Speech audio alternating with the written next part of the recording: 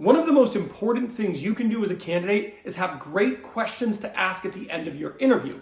Most candidates do not do this, and as a result, they don't end up getting offers. And this is no different with Culvers. At the end of your Culvers interview, you need to have good questions because it will seal having a good interview and you getting a job offer. Now, this is video 4 of a 4-part series. So if this is the first video you're seeing, make sure you go to the playlist and watch the first 3 videos. And stick around to the very end, because at the very end, I will tee up a bonus video right here on the screen that's going to help you get a job offer at Culvers. All right, with that being said, let's get started. Now, the first question I want you to ask is one of my favorite questions you can ask at any job interview. And it's, what does this person need to accomplish in the first 90 days in order for you to consider this hire to be a success? It's a great question. It's strategic, it's future and success oriented, and most hiring managers, upon hearing this, are really going to appreciate that you asked it, and you're also going to get great information. Because one of 2 things is going to happen. One, they're going to be able to clearly articulate what success looks like, in which case you can feel good about, 1, knowing that they understand success in the role, and 2, that they have a plan. The other thing that could happen is they're not going to know. And if they don't know what success looks like, it's not a good feeling, right? Like, how do you know if they're going to be holding you accountable to appropriate goals and measures? So I love asking this question. You get a ton of information, and it tends to impress them. The next question that I want you to ask is, I want you to ask them, what is your team's culture like? Or how would you describe your team's culture? And this is just a good question to ask to get an idea of what it's going to be like working there.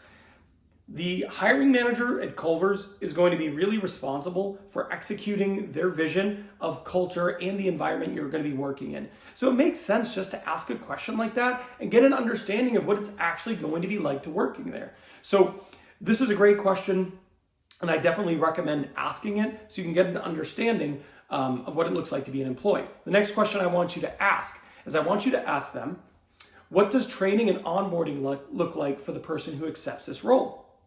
Another great question. Retention starts at onboarding.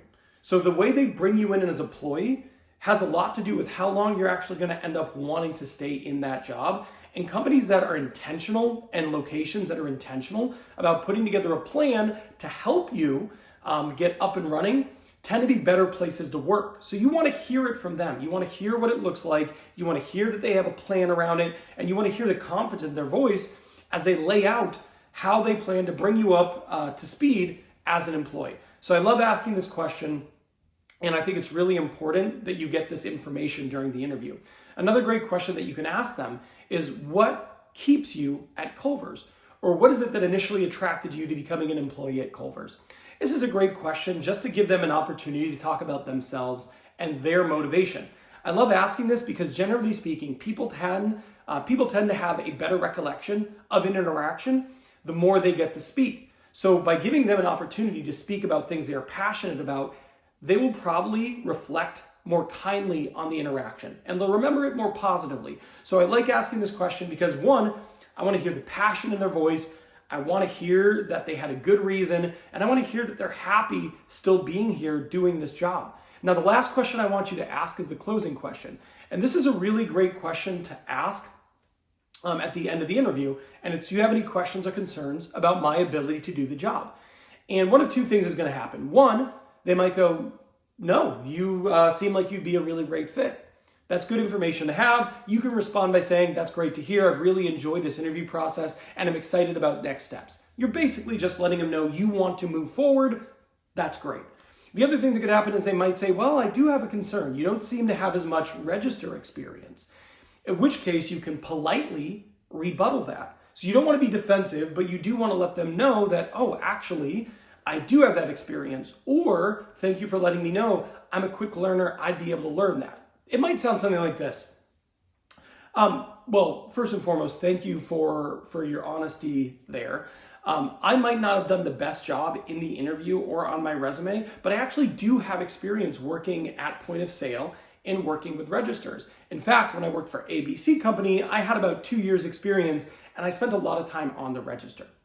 There you go. And that's a way to make sure that the concern they had, you're able to address it positively and it won't keep you from getting an offer. Now, another question they might ask if you're already employed is, why are you looking to leave your current job? And that question is an absolute landmine. You have to be able to answer it the right way. That's why I made this video here. In this video here, I teach you how to answer that question so it doesn't ruin your chances of getting a job offer. I'm done here. I'll see you over there.